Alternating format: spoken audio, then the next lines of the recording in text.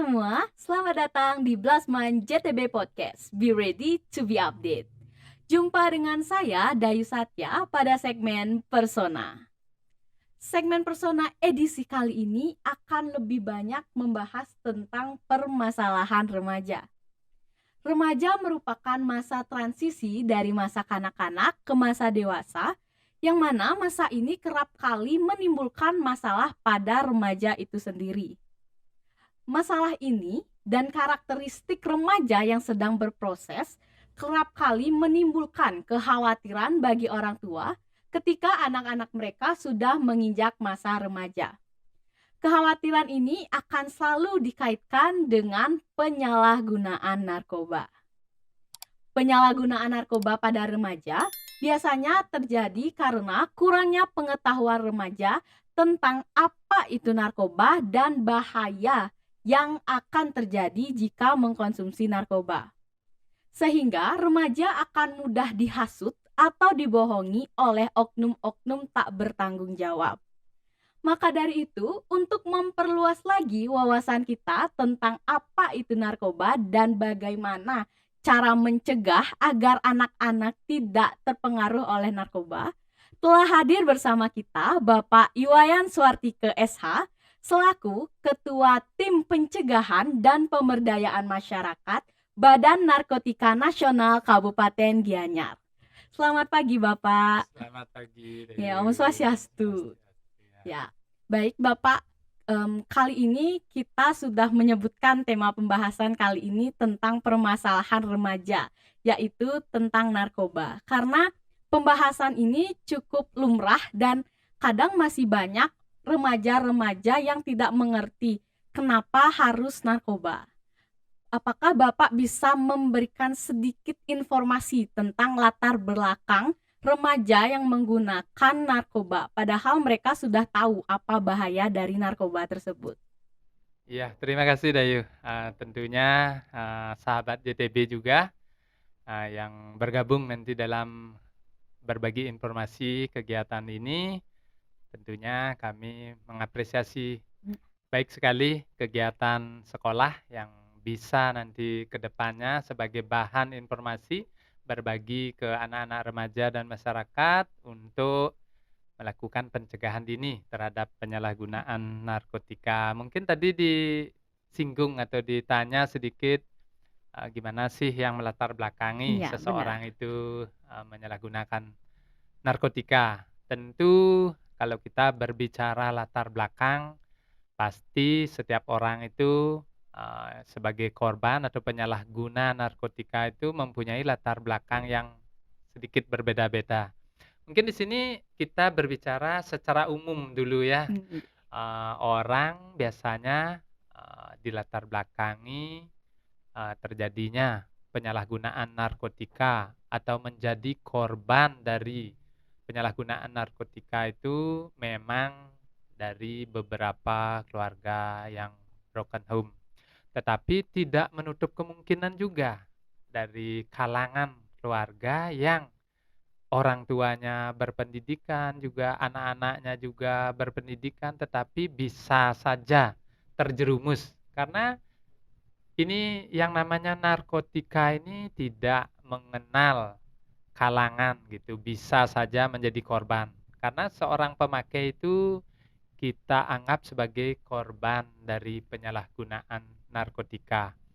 Itu memang diharapkan supaya tidak menjadi salah satu latar belakang penyebab, makanya semua masyarakat dan keluarga kita harapkan tahu tentang informasi bahaya narkotika dan gimana nanti cara pencegahannya dan langkah-langkah apa yang harus dilakukan oleh orang tua dan keluarga untuk mencegah anak-anaknya sebagai pemakai narkotika. Itu kalau latar belakang, kalau kita bilang hanya dari keluarga yang broken home aja, tetapi dari keluarga yang elit-elit juga masih banyak juga Iya, iya. anaknya dan keluarganya yang jadi korban. Ya, Berarti latar belakangnya tidak harus anak yang broken home. Berarti tidak. siapapun memang bisa. Bisa saja dia terjerumus.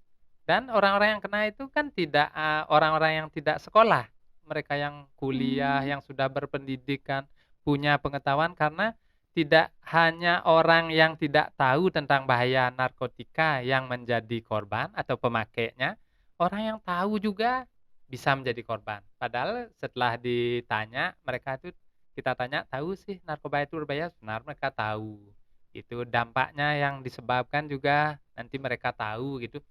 Yang di sini ini biasanya pengendalian diri yang melatar belakangi dan yang kedua pergaulan.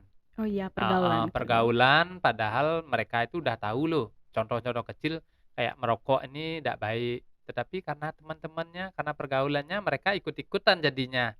Yang narkoba ini kalau kita sering mencoba atau ikut-ikutan, nanti dampak ke depannya ini kan kecanduan, ketergantungan. Itu yang beratnya kita keluar. Kalau hanya masuk pakai narkoba mungkin agak gampang, tapi keluarnya ini yang Ya, susah keluarnya yang ya. susah. Berarti untuk bahkan walaupun mereka sudah tahu apa bahaya narkoba, mereka tetap menggunakan narkoba itu karena pergaulan. Kembali Pergaulan, lagi ke pergaulan. pergaulan. Jadi spektrum masyarakat yang rawan terkena atau mengkonsumsi narkoba itu masyarakat yang memang pergaulannya bisa dibilang pergaulan bebas. Begitu Iya, ya, Pak? iya. Sebagian besar orang-orang yang mengikuti program rehabilitasi, artinya yang kita dapatkan informasinya karena memang yang pertama, karena faktornya dia satu ingin tahu. Kalau kita hanya mendengar kayak ini nih bener sih berbahaya atau gimana sih rasanya kok bisa membuat kita kecanduan, ketagihan, rasa ingin tahu masyarakat kita yang tinggi itulah sebagai langkah awal. Kalau kita ingin tahu yang bagus-bagus, yang positif kan baik ya kalau Mm. belajar, tapi kalau hal-hal yang negatif ini yang sudah kita ketahui dampaknya tidak baik untuk kesehatan, makanya BNN itu menyampaikan jangan pernah mencoba-coba narkoba, kan begitu. Karena nanti sekali tahu, efek positifnya atau dampak, bagusnya atau happy-nya, nanti pengendalian diri kita yang tidak kuat. Nah itu. Oh gitu. Jadi mungkin banyak teman-teman JTB Podcast yang lain pengen tahu sebenarnya alasan kenapa mereka berani menggunakan narkoba. Mmm. Itu, karena di pergaulan sesama temannya, mereka itu secara umum, seseorang artinya pingin tampil berani di hadapan teman-temannya. Oh iya, Kala kalau berani. teman-teman ini kayaknya merokok, kita ndak ikut-ikutan merokok, kayaknya kita bukan, apa, lelaki yang Nggak keren ya gitu ya, misalnya nggak kurang keren, keren kurang gitu keren, ya, ya. tidak diterima di pergaulan. Orang kita punya misalnya grup 10 orang semuanya merokok, kita aja yang ndak gitu. Hmm. Yang akhirnya biar kelihatan kita keren, berani gitu, ikut-ikutan gitu. Itu biasanya kalau anak-anak yang cerdas nih kan bisa memilih dia. Oh iya, Oh benar. kalau ini teman yang merokok, kita bergaul aja dengan yang teman yang tidak merokok gitu. Apalagi Hmm. narkoba gitu, kalau kita udah tahu diajak untuk apa sih bergaul sama dia. Di sekolah ini kan kita punya ribuan teman nih, minimal ratusan teman kan masih Mm-mm. bisa kita memilih yang lain. Oh iya, benar-benar. Makanya anak-anak remaja artinya kita harapkan bisa memilih dan memilah gitu loh, memilih teman yang baik gitu. Di saat belajarnya kita bareng sama dia, nanti di saat kita diajak untuk konsumsi narkoba, jangan gitu, cari teman yang lain kan. Itulah siap menyiasati gitu loh, menyiasati cara kita berteman. Berarti memang lebih ke dampak dari pergaulan ya Iya. sebenarnya. Jadi untuk pengkonsumsi narkoba lebih banyak remaja, orang dewasa. Kadang kita bahkan sekarang udah bisa dengar kalau misalnya anak SD pun udah ada yang terkena kasus narkoba. Iya, betul. Ini pertanyaan yang baik, Agak yang kaget bagus. karena anak SD. Iya. Sahabat DTP ini, Dayu Satyanya pinter ini, memang benar, kita tidak bisa bilang anak remaja saja, mereka yang sudah SMA atau yang sudah kuliah gitu. Mm-mm. Bahkan di Bali aja sudah ada anak-anak SD yang, terpapar bahaya narkoba. Mungkin itu ada sedikit cerita begitu, ndak mungkinlah anak SD ini dia bisa beli atau ke nyari gitu kan, ndak. Ini ada salah satu kabupaten di Bali yang, eee dapat dicari sama BNN gitu, yang kenapa setelah mereka diselidiki atau dicek, dites urin mereka positif sebagai pemakai narkoba itu, setelah diteliti, diamati karena orang tuanya yang dasarnya dulu memakai nih. Kadang-kadang anak SD ini kan melihat dia orang tuanya merokok misalnya contohnya, di saat orang tuanya tidak ada, dia melihat rokok, dia pingin mencoba, "Gimana sih rasanya nih kok bapak senang sekali merokok?" Kan begitu. Iya iya iya. Sama dengan narkoba, di beberapa wilayah itu karena memang orang tuanya dia lihat, mengkonsumsi narkotika, nah karena dia melihat barangnya, nah itulah dia coba-coba.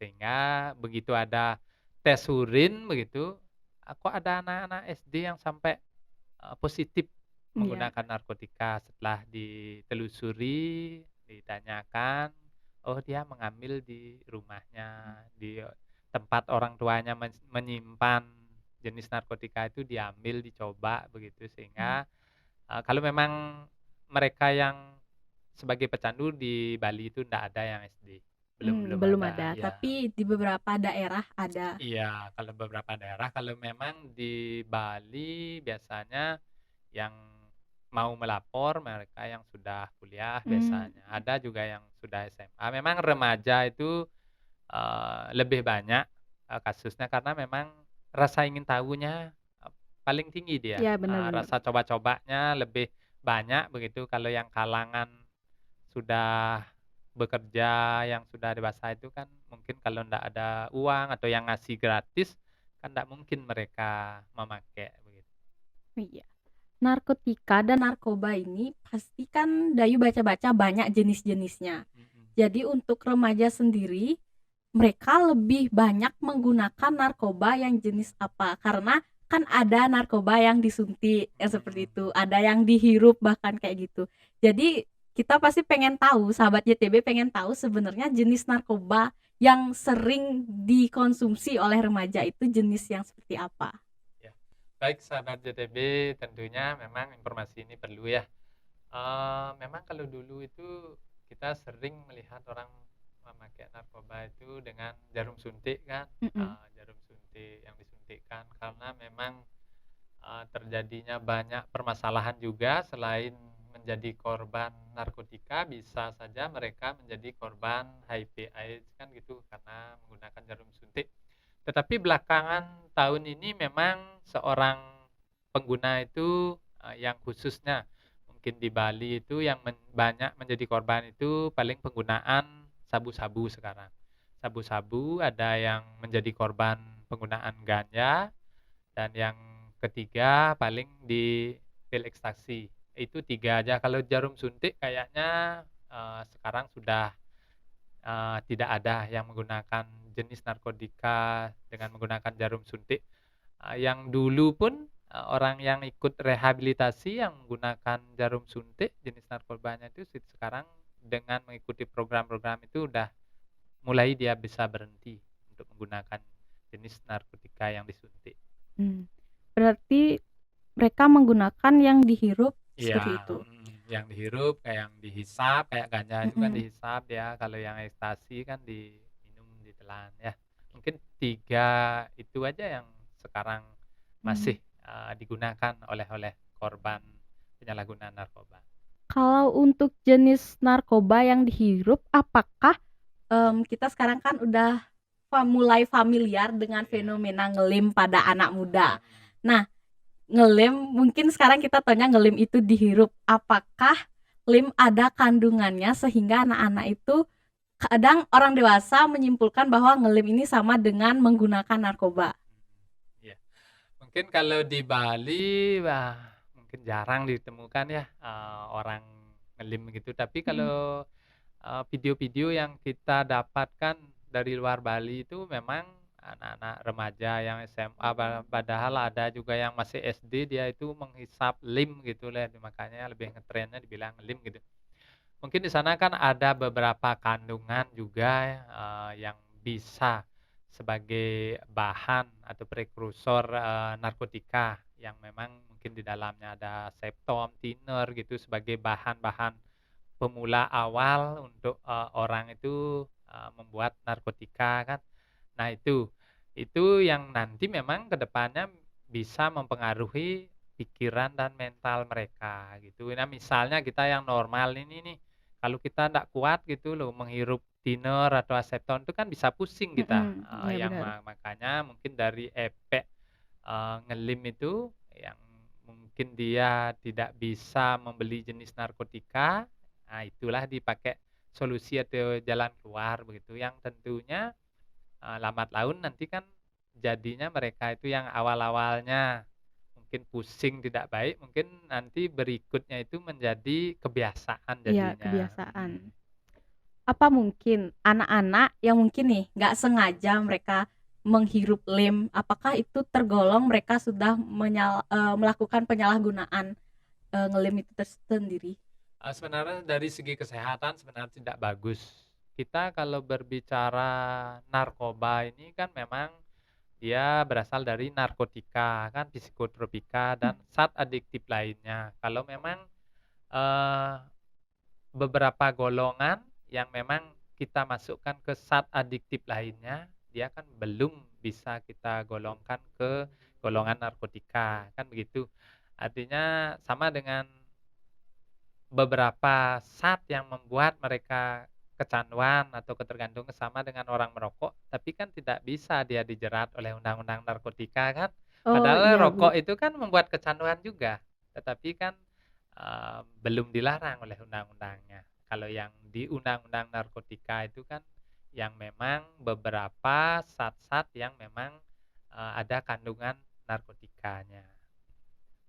berarti sebenarnya apakah semenjak kasus ngelem ini mulai bermunculan, apakah ada aturan dalam ngelem ini? Misalnya aturan untuk tidak memperbolehkan anak-anak menggunakan lem atau aturan sejenisnya?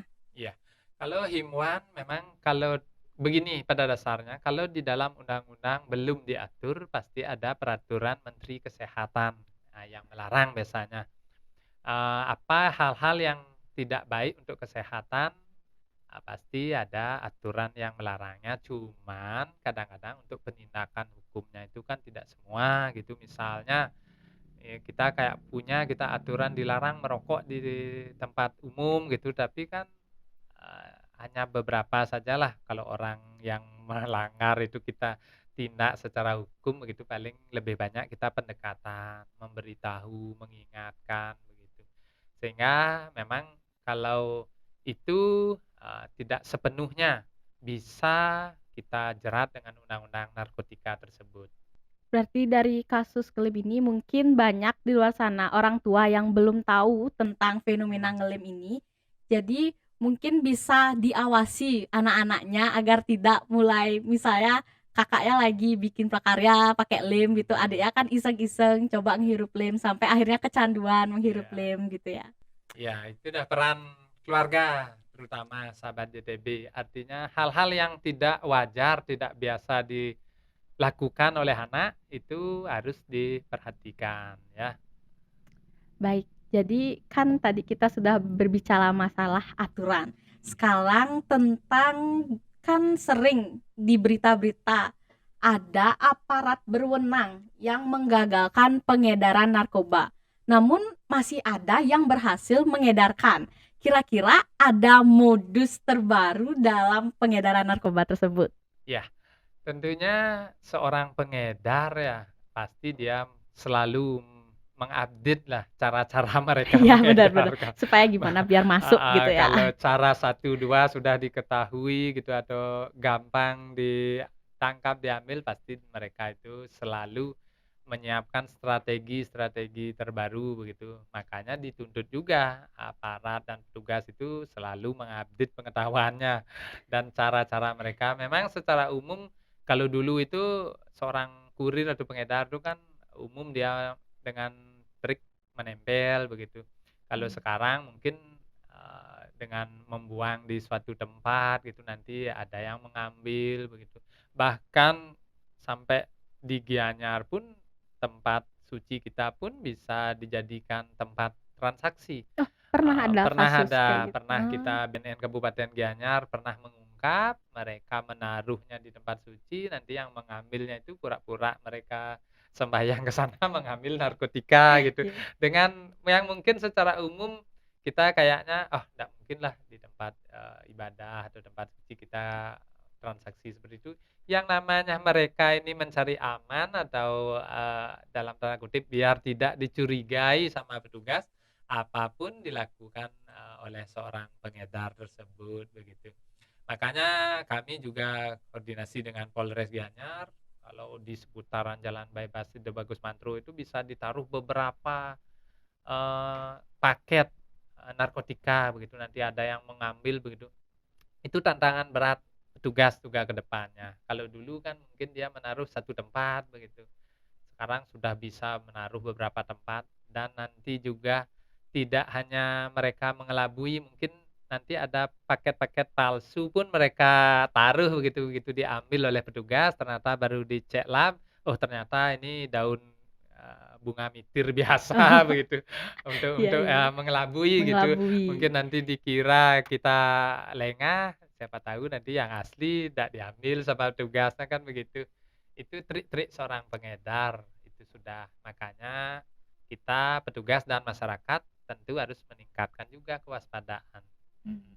Berarti emang di sini kita bersaing dengan kepintaran pengedar ya jatuhnya ya? Iya, harus harus, tantangan seorang petugas. Tantangan seorang petugas bersaing dengan pengedar karena Mhm, mereka punya banyak cara agar tidak ketahuan mhm. mengedarkan narkoba. Nah, untuk pengedar dan pengguna, apakah mungkin pengedar itu dia juga menggunakan narkoba? Karena kan hukum itu pengedar hukumnya beda, pengguna hukumnya berbeda. Apakah mungkin pengedar itu ternyata dia tidak menggunakan narkoba? Iya, ini pertanyaan yang bagus ya. Mungkin secara umum kita menyangka begitu seorang pengedar itu pasti dia menggunakan. Memang kalau di Bali yang kita lihat begitu, seorang kurir biasanya pengedar itu lebih banyak dilatar belakangi karena dia sebagai pemakai pengguna pengguna ya. Karena, lambat laun mereka tidak bisa membeli, artinya karena harganya mahal, lama-lama mereka menjadi kurir, menjadi pengedar, mungkin 5 paket, bisa dia edarkan, 1 paket bisa dia pakai, kan begitu. Tetapi tidak semua, kalau memang orang yang pinter dia tidak, menggunakan, tetapi dia mencari keuntungan dari peredaran gelap narkotika tersebut, hanya sebagai pengedar saja. Mereka nih tahu, oh ini nanti kalau ndak dapat jualan nih, saya ndak bisa beli juga gitu. Artinya dia mencari keuntungan di sana. Makanya tidak semua, kurir itu positif dia, ada juga yang tidak. Artinya Mmm. memang dia memang mengambil pekerjaan terlarang itulah dia sebagai, kerjaan tambahan dia gitu. Memang secara umum biasanya, kurir-kurir yang kecil itu memang positif pemakai juga, karena di latar belakangi karena dia memang memakai awalnya dan tidak bisa beli akhirnya dijadikanlah mereka kurir biasa. Berarti nggak semua pengedar itu menggunakan narkoba, Enggak ya. tapi sudah pasti pengguna narkoba itu mengkonsumsi narkoba. Sudah Oke. pasti. Berarti untuk nah, mungkin kan di sekitar kita pasti satu atau 2 ada saja pengguna narkoba. Untuk kita mungkin teman-teman JTB Podcast yang masih was-was gimana sih ciri-ciri seorang pengguna narkoba? Kadang kita kan suka bercanda, lihat Mhm, aja ada orang yang lesu, lemes pasti, iya. "Ih, pengguna narkoba tuh," pasti kayak gitu. Jadi sebenarnya ciri-ciri spesifik pengguna narkoba itu seperti apa? Iya bagus. Artinya di sekitar kita itu pasti ada yang menggunakan narkotika, tetapi narkotika yang digunakan itu sesuai dengan kebutuhannya. Artinya sesuai dengan resep dokter yang memang, eee, mereka harus konsumsi begitu. Karena narkotika ini kita tadi berbicaranya kan dari segi negatifnya saja. Kalau dari segi positifnya mereka kan bisa dijadikan obat juga, tetapi berdasarkan dosis yang sudah ditentukan. Karena orang-orang yang sakit misalnya, kan ada beberapa obat yang memang ada kandungan Iya iya. narkotikanya begitu.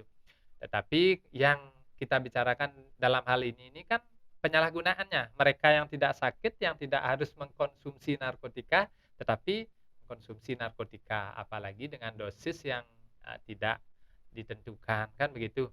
Mungkin kalau sekarang kita berbicara ciri-ciri memang kalau kadang-kadang anak remaja atau yang anak kecil tuh nanti ciri-ciri pengguna narkotika ini kurus begitu, melihat orang kurus nanti Ya dicurigai. benar, kadang seperti itu Dicuri bercandaannya. iya, dipakai candaan Heeh, ya, dipakai padahal memang candaan. dia kurus karena sakit begitu, Karena memang dia mengkonsumsi kurus. itu. Karena tidak semua narkotika itu bisa menurunkan nafsu makan. Akan ada juga jenis narkotika yang bisa membuat mereka nafsu makannya meningkat begitu. Misalnya kayak ganja gitu kan bisa dia nafsu makannya meningkat, kan bisa gemuk dia. Mhm. Makanya kalau kita sering nonton televisi, seorang pecandu itu kan tidak semuanya kurus kan. Kan ada juga yang gendut juga kan, begitu.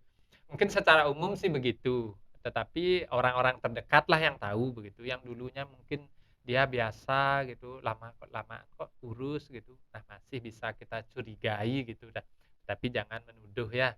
Nah, itu mungkin dari perilaku ciri-cirinya yang dulunya mungkin dia sopan santun, orangnya polos, sudah mulai ada perubahan yang drastis begitu.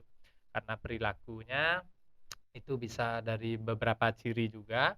Dan kalau di rumah biasanya yang dia menuruti nasihat orang tua, mendengarkan nasihat, sudah mulai membantah, melawan begitu. Apalagi di rumah sering kehilangan begitu, harus dicurigai. Jangan-jangan ada orang dalam nih yang sering mencuri begitu, karena kebutuhan mereka meningkat gitu. Beberapa ciri itu kalau untuk mengetahui secara detailnya, kalau kita mencurigai, lebih baik, dilakukan tes urin. Nanti Tes sudah urin. pasti dia kelihatan apa jenis sabu yang digunakan atau ganja atau jenis yang lainnya. Nanti dari cek tes urinnya itu kelihatan. Heeh, kalau ciri-cirinya itu kalau kita yang tidak biasa ketemu dan tidak dekat itu sulit mengetahui. Kecuali kita orang-orang dekat, pasti kita tahu yang dulunya dia ini kok orangnya sehat, energi gitu, senang, sekarang pemurung, mengurung diri, diam saja, cepat emosi, begitu, cepat marah. Kalau sudah yang kecanduannya tingkat tinggi kan, karena sering begadang mungkin kelihatan profil matanya hitam gitu, giginya rusak gitu ya. Banyak sebenarnya ciri-ciri yang bisa kita lihat dari segi fisik, dari segi luarnya. Berarti untuk mungkin teman-teman yang punya teman atau orang terdekat dengan ciri-ciri tersebut, jangan langsung menuduh ya, mending Iya, langsung lakukan tes urin jika iya. memang 100% percaya. Nah, kemudian selain tentang ciri-ciri pengkonsumsi narkoba, kemudian ada pengedar narkoba. Seperti yang tadi Dayu tanyakan kepada Bapak, kan beda ya pengedar dan pengkonsumsi. Jadi kalau tentang aturan atau hukum, apakah hukum pengedar dan hukum pengguna itu sama? Oh, tentu pasti.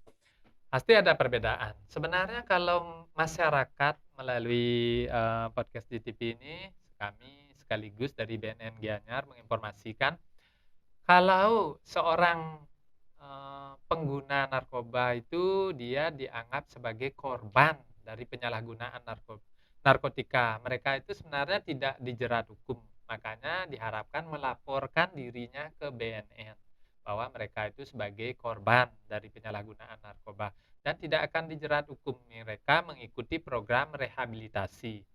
Lain halnya nanti kalau mereka sudah tertangkap tangan, kalau membilang misalnya sebagai korban atau pemakai, tetapi barang buktinya nanti terlalu banyak, kan tidak bisa gitu, kecuali memang, di bawah ketentuan begitu. Kalau hanya dia tertangkap membawa misalnya 0, sekian gram gitu untuk konsumsinya sendiri atau pemakaian sekali begitu, masih bisa, tetapi itu pun melalui proses, TAT namanya, tim asesmen terpadu begitu. Nanti ada dari rumah sakit, dari psikolog, dari kejaksaan yang akan mengasesmen gitu, apakah benar dia ini sebagai pengguna atau korban atau, memang sebagai pengedar begitu. Karena nanti begitu ditangkap, "Saya ini pemakai Pak, saya ini pengguna, tapi bawa barang buktinya banyak," begitu kan nggak masuk akal. Nah itu yang sebagai pengguna. Kalau seorang pengedar itu dia tentu, tadi apa yang disampaikan, pasti sudah ada Undang-Undang Nomor 35 Tahun 2009 tentang narkotika yang nanti akan, menjeratnya sesuai dengan tuntutan dari, penyidik nanti. Nanti yang memutuskan kan tetap pengadilan, gitu. Nanti sesuai dengan barang bukti, jenis narkotika. nanti narkotika itu kan ada jenis 1, 2, 3 dia. Nah, nanti hukumannya sesuai dengan pasal-pasal di dalamnya yang akan dituntut oleh seorang penyidik. Kalau tadi tentang hukum pengedar dan pengguna, sekarang hukum tentang pengguna dan pengguna. Kadang pengguna ada yang memang sengaja menggunakan dan ada yang tidak, karena sekarang bahkan yang anak SD tuh kadang mereka tergolong pengguna karena ada oknum yang memasukkan narkotika ke dalam permen, ke dalam jajanan. Bagaimana cara BNN menangani kasus seperti itu? Bagaimana cara membedakan orang yang memang sengaja menggunakan narkoba dan orang yang memang dijebak menggunakan narkoba, Ya. seperti itu? Sebenarnya mereka berdua ini tidak bisa dijerat secara hukum. Misalnya nih, mereka ini dijebak nih menggunakan narkotika begitu. Kalau sudah tahulah kita misalnya ini pernah menggunakan atau sudah kecanduan begitu, tinggal melapor, keluarganya nanti melapor bahwa ini anak saya sebagai korban dari penyalahgunaan narkotika begitu. Artinya tinggal melapor, nanti ikuti program rehabilitasi. Tidak ada, karena kalau seseorang itu dituntut secara hukum, mereka itu kan menguasai, memegang, menyimpan, memang menggunakan juga kalau yang di pasalnya itu. Tetapi sekarang karena eee, overload-nya kapasitas rutan, rumah tahanan, sehingga seorang pengguna itu tidak dituntut secara hukum dia. Artinya dia sudah melapor, tidak ada barang bukti begitu.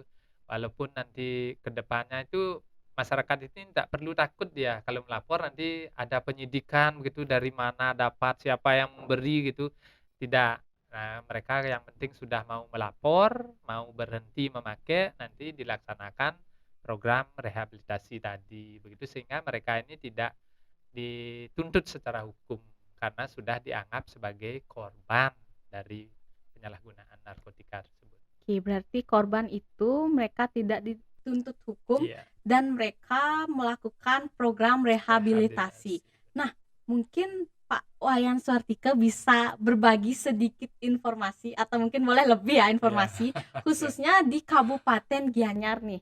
Sebenarnya untuk di Kabupaten Gianyar sendiri untuk program rehabilitasi itu dijalankan di mana dan sebenarnya proses rehabilitasi itu seperti apa? Mungkin banyak yang pengen tahu sebenarnya rehabilitasi itu ngapain aja sih sebenarnya mereka? Iya, baik Dayu Satya nih, pertanyaannya semakin bagus nih sahabat JTB. Ini semakin alot jadinya pembahasan ini, perlu loh masyarakat, anak-anak remaja, anak-anak siswa ini perlu tahu. Artinya kalian yang nanti menonton, mendengar bisa menginformasikan kepada keluarganya dan masyarakatnya agar nanti informasi ini benar-benar tersampaikan sehingga keluarga, masyarakat kita yang menjadi korban ini tidak terus berulang, bertambah begitu sehingga menemukan solusi begitu. Kalau sudah menjadi korban, lapor ke BNN, ikuti program rehabilitasi. Yang pertama tidak dijerat hukum, yang kedua gratis ditanggung oleh negara, kan begitu. Oh, Ya, rehabnya itu tidak gratis. seperti sakit biasa ya, kalau sakit biasa ke rumah sakit ya bayar kita, Iya. kalau korban narkotika ini mau melapor, rehabilitasinya gratis. Ada dokter, tim medis yang menangani di sana, konsultasi dan pengobatan lainnya tidak perlu biaya. Tetapi ini masyarakat masih banyak yang takut untuk datang, untuk melapor untuk program rehabilitasi. Kalau untuk rehabilitasi di Gianyar itu kami ada di BNN Kabupaten Gianyar, tepatnya di Kecamatan Belah Batuh kantor kami ya, sebelah timur Pasar Belah Batuh. Di sana kita punya klinik Pratama namanya. Di sana ada dokter, ada perawat, ada tim medis dan ada dari asesor juga. Karena rehabilitasi ini kan dua dia, ada rehabilitasi medis dan rehabilitasi sosial gitu. Nanti kita bahas nanti belakangan. Kalau yang medis pun itu terdiri dari dua juga, rehabilitasi rawat jalan, kita ke klinik. Kalau yang memang kecanduannya sudah tinggi atau ketergantungannya sudah berat, mereka bisa rawat inap. Nanti ada juga balai rehab yang dimiliki BNN, itu ditanggung pemerintah juga gratis. Kalau yang masih ringan, cukup kita rawat jalan. Nanti datang ke klinik, ditangani oleh tim medis di sana, dan nanti setelah selesai rawat jalannya, ada juga yang namanya pasca rehab, ada petugas BNN juga yang akan mengunjungi ke rumahnya, berkonsultasi, minta sarannya, apa keluhannya, itu pasca rehab namanya. Setelah mengikuti program rehabilitasi ada. Dan yang kedua itu rehabilitasi sosial. Sosial ini adalah rehabilitasi di masyarakat, di mana seorang pecandu atau korban ini setelah mereka selesai menggunakan, tidak ketergantungan lagi, berhenti, gimana masyarakat itu bisa merangkul mereka, bisa menerima begitu. Jangan kita kucilkan mereka, jangan mereka itu tidak diajak lagi bergaul. Kita tetap ajak, cuman waspada, kita ingatkan mereka untuk tidak kembali menggunakan. Karena seorang pecandu itu tidak akan bisa sembuh dia. Dia itu hanya bisa pulih dari memakai, berhenti untuk memakai. Nanti kalau masyarakat tidak bisa menerima, keluarga tidak bisa merangkul, nanti lama-lama mereka bisa menggunakan lagi. Karena mereka ini merasa tidak bisa diterima, kadang jelek begitu. Gimana sih kita mengapresiasi mereka dari menjadi pecandu sekarang sudah mau berhenti begitu. Kita rangkul, kita ajak dia kegiatan positif begitu sehingga dia benar-benar bisa melupakan narkotika tersebut. Artinya mereka tidak menggunakan lagi. Itu ya program rehabilitasinya yang paling penting itu rehabilitasi sosial di masyarakat dan di keluarga. Kan begitu misalnya nih, kayak misalnya Dayu gitu, punya keluarga yang jadi korban gitu, dia ini pecandu narkoba tidak kita ajak, kita terima gitu. Nah, inilah peran keluarga. Gimana kita mengajak dia, merangkul, menasehati, biar dia tidak sampai memakai lagi. Berarti memang di sini yang diperlukan itu memang peran dari keluarga untuk Keluarga. membantu saudara Mhm, mereka. mhm. Nah, mungkin kadang setelah mendengar ini pasti, sahabat JTB berpikir, "Kenapa sampai keluarga itu kenapa enggak memberikan dukungan?" Seperti itu. Mungkin antara mereka takut lagi melakukan kontak dengan korban atau seperti apa? Apa sebenarnya yang membuat, mungkin saja ada keluarga yang takut untuk melakukan kontak sosial dengan korban? Iya, biasanya kan begini, kalau di sekup keluarga kecil misalnya, kalau misalnya saya gitu punya anak gitu, artinya keluarganya yang terdekat ini pasti merangkul kan. Biasanya keluarga-keluarga yang di samping, yang agak jauh itu yang kadang-kadang kan takut, janganlah bergaul dengan dia, nanti kamu bisa menjadi pecandu juga." Kadang-kadang kan dibatasi gitu, sehingga dia kalau keluarganya yang sendiri itu pasti menerima, mereka kan tahu kan, mereka pasti merangkul begitu. Kadang-kadang keluarga yang agak jauh dikit, tetangga, misalnya masyarakat sekitar, lingkungannya, itulah kadang-kadang yang, eee, masih takut gitu, masih tidak bisa menerima, kadang-kadang kan masih dicurigai nanti, keluarga kita diajak make lagi gitu, padahal mereka ini kan sudah berhenti begitu, sudah selesai menggunakan, sudah mau tobat begitu. Sehingga di sanalah poinnya, artinya kita merangkul mereka yang dari mereka menjadi seorang pecandu, berhenti untuk menjadi pecandu narkoba. Oke, berarti memang mungkin kalau sudah tentang keluarga, tidak mungkin keluarga tidak menerima Iya, lagi. pasti. Nah, kembali lagi ke tentang rehabilitasi, masih banyak yang mungkin pengen tahu. Sebenarnya ada nggak rumah rehabilitasi yang memang mereka di situ kayak asrama gitu. Iya, Jadi mereka menampung, jadi sampai benar-benar sembuh, benar-benar tidak menggunakan lagi, baru mereka boleh keluar. ya. Bagus.